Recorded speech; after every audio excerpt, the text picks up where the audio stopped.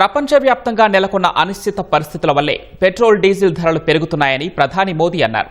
అంతర్జాతీయ పరిస్థితుల వల్ల బంగారం ధరలు పెరుగుతున్నాయన్న ప్రధాని మనమంతా పుత్తడి కొనుగోళ్లు తగ్గించుకోవాలని సూచించారు. విదేశీ మారక ద్రవ్య నిల్వలను రక్షించుకోవడమే మనందరి ముందున్న తక్షణ కర్తవ్యమని మోదీ వివరించారు. తెలంగాణలో ఖచ్చితంగా బీజేపీ వచ్చి తీరుతుందని ప్రధాని నరేంద్ర మోదీ విశ్వాసం వ్యక్తం చేశారు.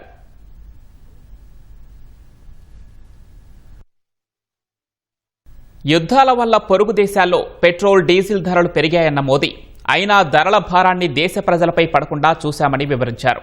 దీర్ఘకాలంలో పెట్రోల్ డీజిల్ వినియోగాన్ని తగ్గించుకోవాలని సూచించారు. అందులో భాగంగా రైల్వే రంగంలో డీజిల్ వినియోగాన్ని గణనీయంగా తగ్గిస్తున్నట్లు చెప్పిన మోదీ ఎలక్ట్రిక్ వాహనాలను ప్రోత్సహిస్తున్నట్లు వివరించారు. పెట్రోల్ డీజిల్ వాడకం తగ్గితే విదేశీ మారక ద్రవ్యం మిగులుతుందని వివరించారు.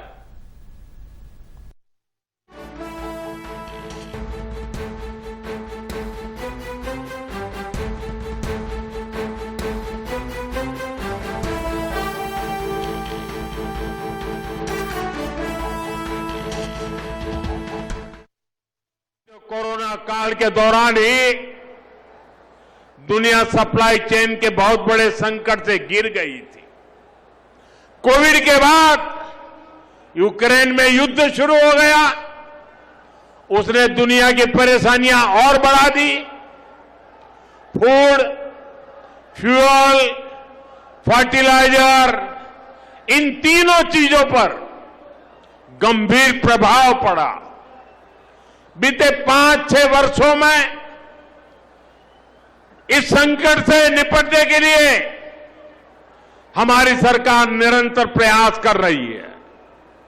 आपको याद होगा उस समय और आज भी फर्टिलाइजर की एक बोरी दुनिया में 3-3 हजार रुपये में बिक रही थी। एक बोरी का 3,000 रुपया, कितना आप बताएंगे? एक बोरी का कितना? आंकड़ा नहीं, बोलिए मुंह से। 3,000 रुपया एक बोरी का कितना? एक बोरी का कितना? एक बोरी का कितना? और भारत के किसानों को वही खाद की बोरी 300 से भी कम रुपये में दी जा रही है। 3,000 के सामने 300 रुपये में।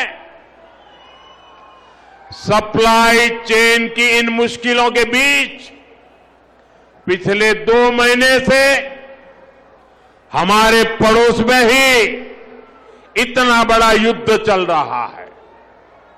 इसका असर पूरी दुनिया पर पड़ा है और भारत पर तो और भी गंभीर असर हुआ है।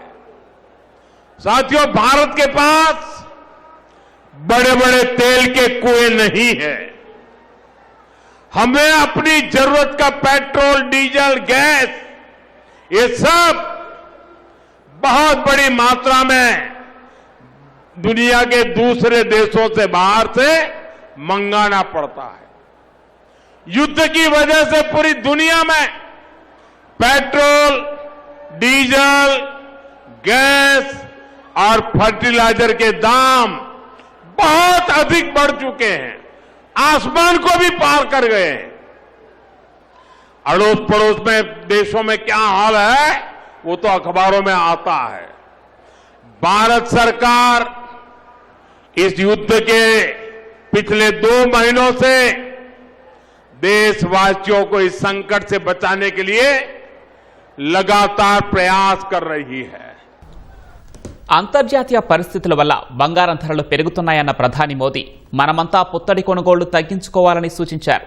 పండుగలు, శుభకార్యాలకు బంగారం కొనుగోళ్లతో పాటు విదేశీ డెస్టినేషన్ మ్యారేజ్లను తగ్గించుకోవాలని పేర్కొన్నారు. బంగారం దిగుమతులు తగ్గితే విదేశీ మారక ద్రవ్య నిల్వలు పెరుగుతాయని వివరించారు. అలా పెరిగిన నిధులు వంట నూనెలు సహా ఇతర అవసరాలకు వినియోగించుకోవచ్చని సూచించారు. देशभक्ति हमें चुनौती दे रही है और हमें इस चुनौती को स्वीकार करते हुए विदेशी मुद्रा को बचाना होगा। साथियों, ये समय एक और बड़े सबक का भी है। एक समय था जब हम कॉपर एक्सपोर्ट करते थे।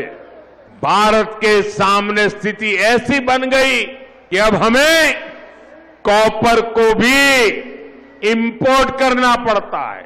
हमारे देश में हड़तालें करवाकर कॉपर प्लांट्स को ठप करवा दिया गया और अब हालत ये हो गई कि हमें कॉपर बाहर से मंगाना पड़ता है और उसमें विदेशी मुद्रा खर्च होती है। इसलिए मैं ऐसे सभी श्रमिक समूह मजदूर संगठनों से भी कहूंगा कि हमें ऐसी बातों का जरूर ध्यान रखना चाहिए और वाकई हमें कई बार अंदाजा तक नहीं होता कि रोजमर्रा की कितनी सारी चीजें विदेशी हैं जो हम ऐसे ही यूज कर रहे हैं। और साथियों, जब मैं बात स्वदेशी की करता हूं तो लोगों को लगता है कि दिवाली के दिए खरीदो मतलब स्वदेशी हो गया। ये तो भ्रम फैलाने वाली बातें हैं। इससे सफलता नहीं मिलती है।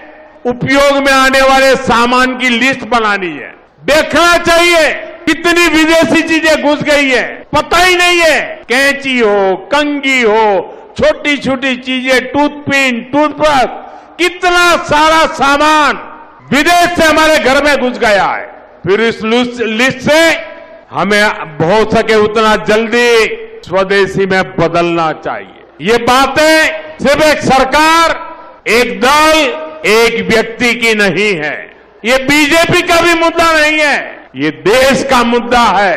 और इसके लिए हर नागरिक, हर राजनीतिक दल, हर सरकार, हर समाज, हर संगठन को संकल्पबद्ध होगा।